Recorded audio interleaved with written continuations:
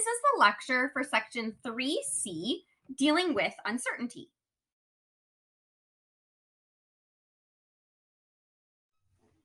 There are two types of errors that can occur when we measure something.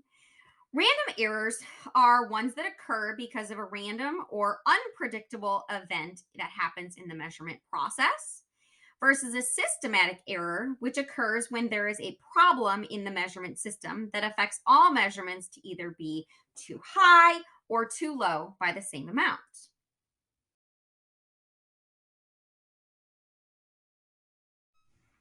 Looking at this example, before taking off, a pilot is supposed to set the aircraft altimeter to the elevation of the airport. A pilot leaves San Diego with an altitude of 17 feet with her altimeter set to 517 feet.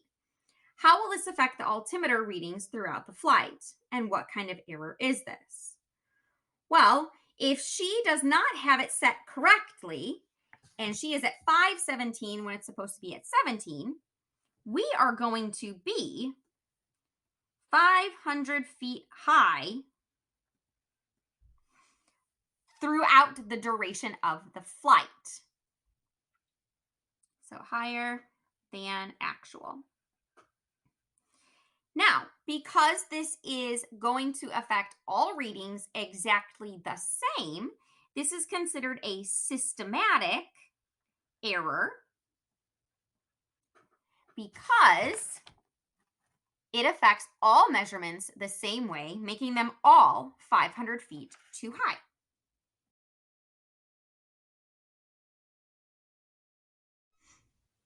Given the situation where you survey people and want to know how much they donated to charity in the past year, we could have both a random and a systematic error.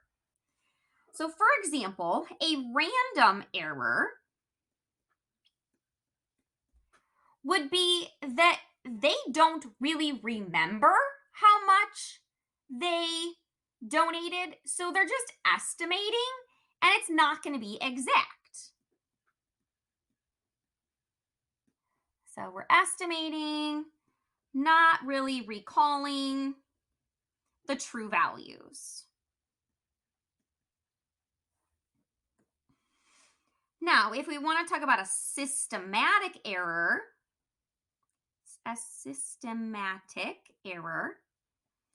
this would be where people up the amount that they think because they want to look good.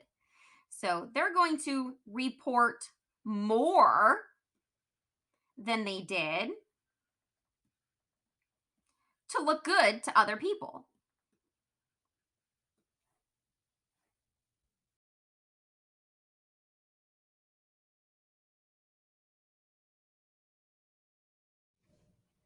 We can, again, calculate the absolute difference or the relative difference between the actual and our measured value.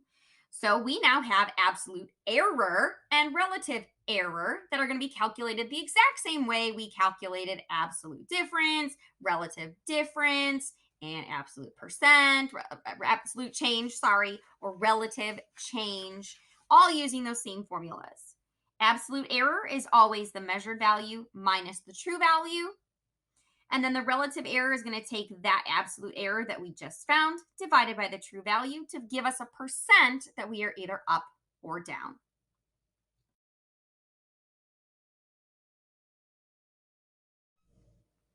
So let's find the absolute and relative error for the following example. A projected budget surplus of 17 billion turns out to be 25 billion at the end of the fiscal year. Well, our absolute error is going to be 25 billion, what we ended with, minus the initial there, 17 billion. So we are actually up $8 billion than we thought. We then take that value here, divided by what we thought it was going to be, that 17 billion, and times it by 100, and we are up 47.1% from where we thought we would be.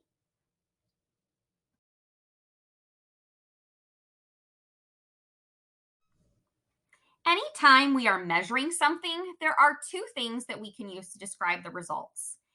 Accuracy describes how closely a measurement approximates the true value, and precision determines how detailed the measurement is going to be.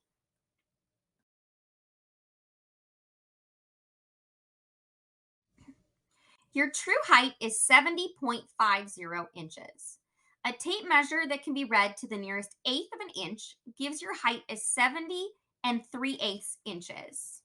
So tape is 70 and 3/8 inches.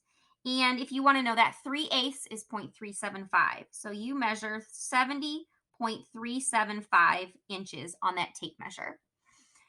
A new laser device at the doctor's office that measures to the nearest 0.05 says your height is 70.9 inches.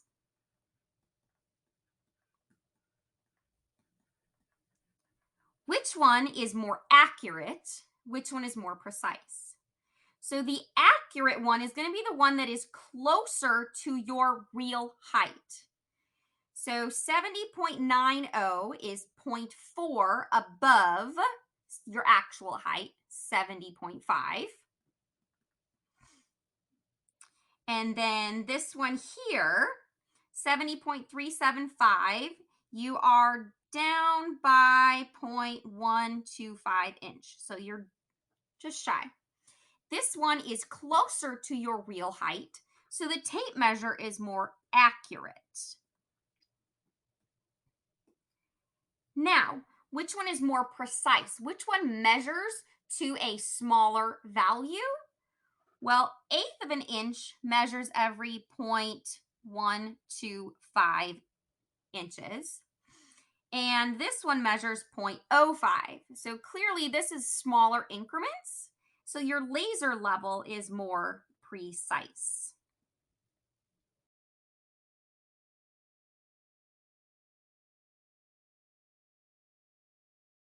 Your actual weight is 52.55 kilograms. A scale at the health clinic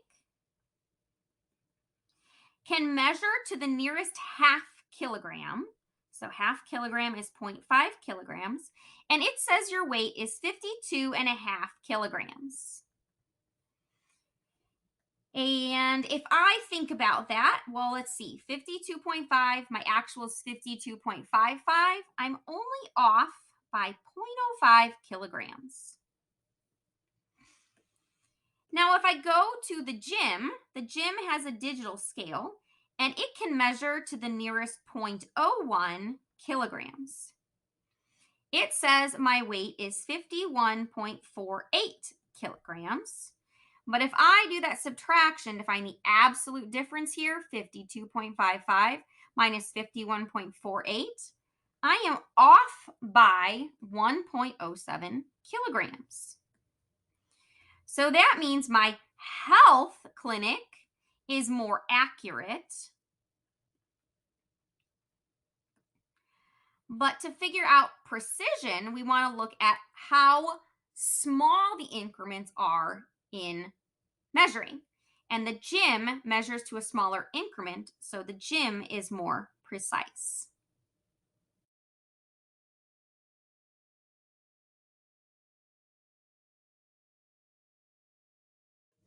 What happens though if you want to combine two measured numbers? Well, if you add or subtract, we're going to round to the least precise number in that problem. If you are multiplying or dividing, we are going to round to the smallest number of significant digits. And we're actually not going to do this because we didn't talk about significant digits. Biggest thing is always do all of your operations first and then round in the end. And we're going to always round to the least precise of the two numbers.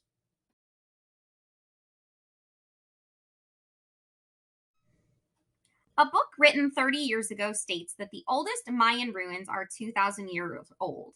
How old are they now? Well, the book is 30 years old, so we might be tempted to add 30 and 2,000 to get 2030. Now, that would be the correct step to do addition. Like it said, 30 plus 2,000 gives me 2,030.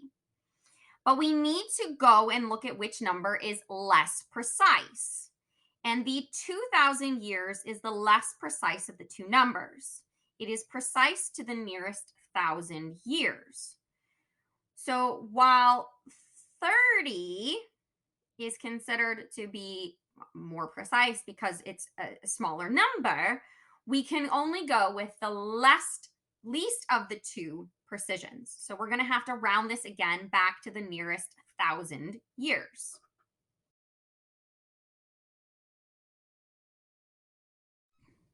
So continuing in that problem, 2,000 years plus 30 years is 2,030 years. This is precise to 1,000 years. This is precise to 10. The least precise is to the 1,000 years. So I'm going to take my final answer here and round it to the nearest thousands. So our answer is still going to be 2,000 years old. So we are still going to say that the Mayan ruins are 2,000 years old. This is the end of section 3C. You have homework that you're going to complete in Pearson over 3A, 3B, 3C, as well as a discussion board covering a question based on what you learned this week. Please do those assignments, and I will see you back here next week to watch the next set of lectures.